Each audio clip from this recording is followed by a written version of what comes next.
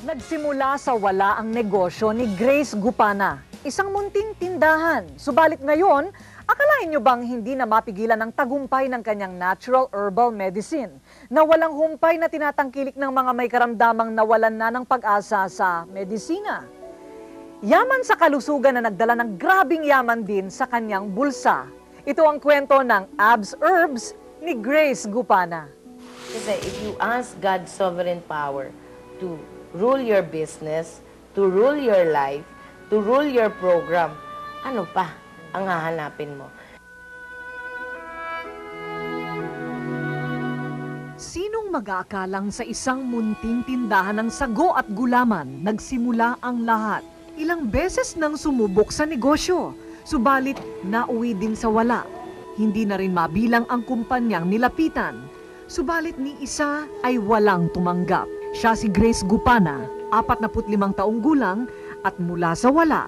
Ngayon, may-ari na ng isang pinakamalaking negosyo ng natural herb medicine ngayon. Nagsimula ang negosyo ni Grace noong taong 2000. 20 lamang daw ang empleyado niya noon at lahat pa, pawang hindi nakapag-aral. Saan galing yung mga ideya ninyo sa inyong pang mga naunang product? I learned to pray.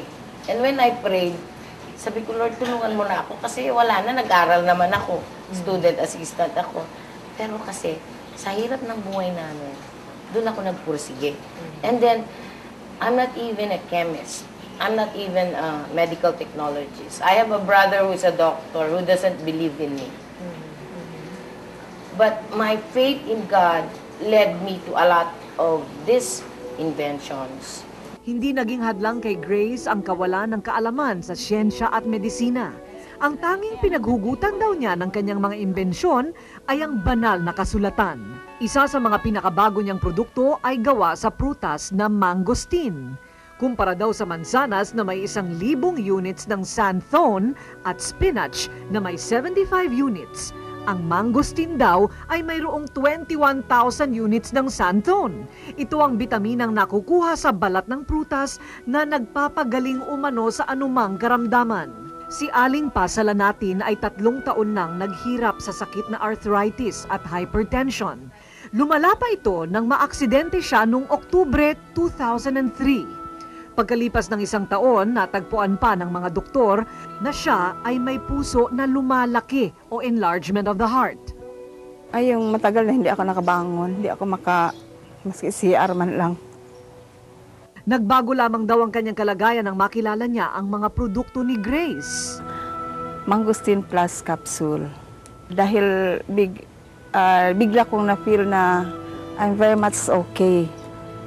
Hindi na ako nakaramdam ng mga hingal-hingal noon.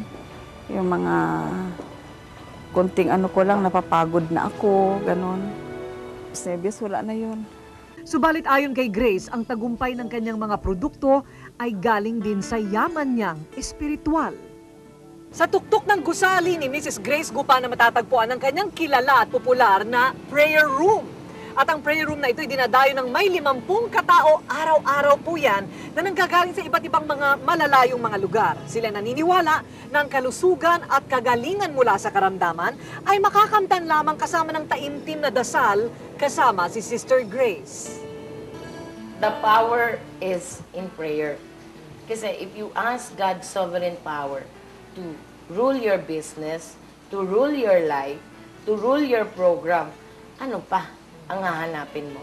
And we thought of it, it's going back to basic. The strength is in your spirit.